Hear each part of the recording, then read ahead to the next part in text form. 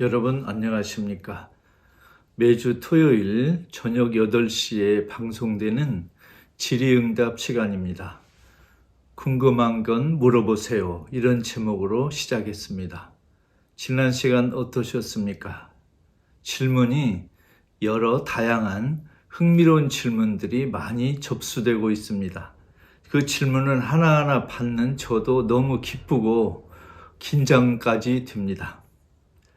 제가 아주 아끼는 어떤 후배에게 이런 질문을 받은 적이 있습니다. 복음서에 보면 예수가 사흘 만에 부활했다. 사흘째에 부활했다. 또 셋째 날에 부활했다. 이게 대체 무슨 뜻이냐? 여기서 사흘 후에, 사흘 만에, 셋째 날에 이게 어떤 뜻이냐 하는 걸 아주 오랫동안 궁금하게 생각했다고 합니다. 그래서 제가 물어봤습니다. 그런 질문을 몇 년째 갖고 있었느냐? 40년째 갖고 있었다고 합니다. 그래서 그 질문을 누구에게 물어본 일이 있느냐 하니까 물어봤는데 아무도 대답을 안 해주더랍니다. 그러면 40년 동안 성당에 다녔는데 그 설교 시간에 그런 해설을 들어본 일이 있느냐 했더니 역시 기억이 잘 나지 않는다고 합니다. 아는 사람에게는 그런 질문이 사소한 질문일 수 있지만 질문하는 당사자에게는 너무 진지하고 중요할 수 있습니다. 그래서 우리가 볼 때 중요하지 않은 질문 같지만 질문하는 사람에게는 너무너무 소중할 수 있습니다. 그래서 여러분, 어떤 종류의 질문도 다 소중하고 의미가 있고 그 나름대로 가치가 있기 때문에 여러분 주저하지 마시고 기쁘게 질문해 주십시오. 그러면 저도 공부가 되고 시청하는 여러분 서로에게 많은 도움이 될 수도 있습니다. 자, 오늘 첫 번째 질문입니다. 공통년 30년에서 50년 예수운동은 어떻게 진행되었는가? 공통년이란 말에 익숙하지 않은 분도 있습니다. 우리 보통 서기 몇 년 이런 말을 쓰잖아요. 그런데 저는 서기라는 단어를 좀 삼가하고 싶습니다.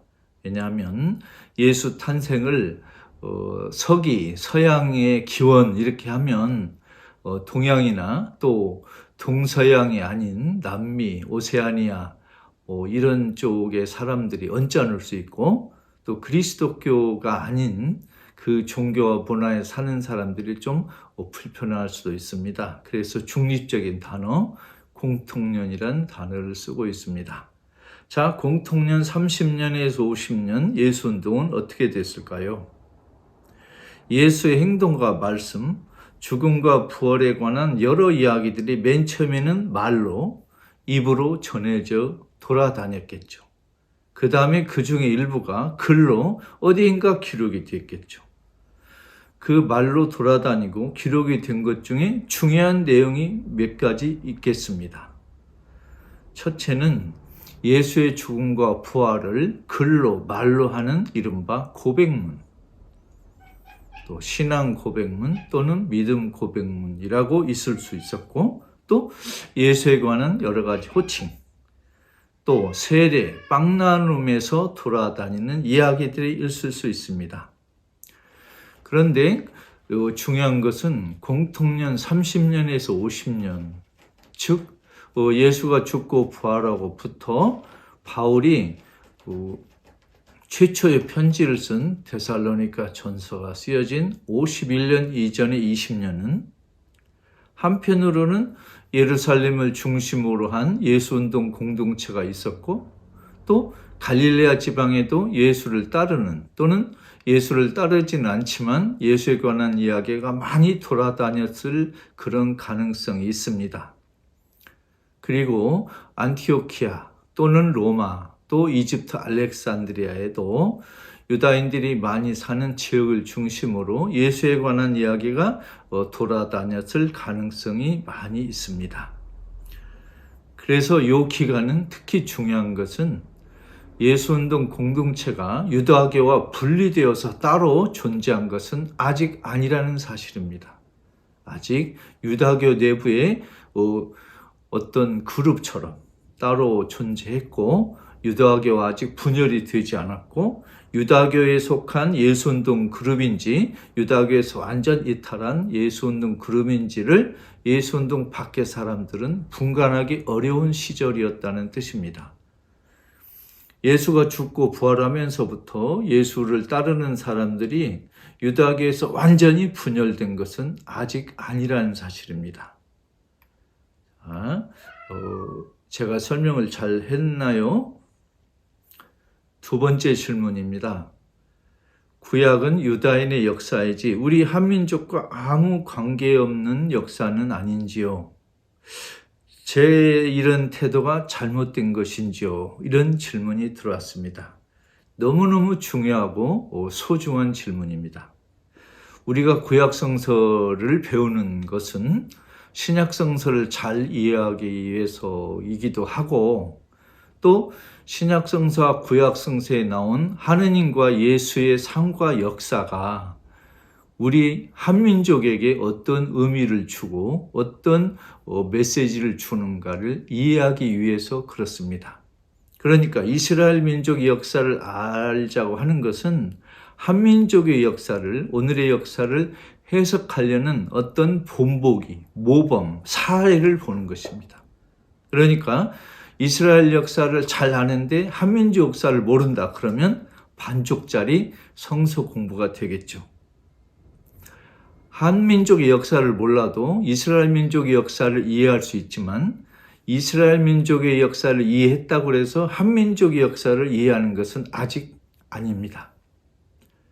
만일 어떤 사람이 한민족의 역사, 제 생각에는 적어도 임진왜란 이후 또는 적어도 동학혁명 이후로 우리 민족의 역사를 적어도 자세히, 정확히, 공정하게 안다면 이스라엘 민족을 통한 하나님의 역사, 또 예수 그리스도를 통한 하나님의 역사를 우리가 더 잘 해석하고 우리 것으로 더 소화할 수 있다고 생각합니다.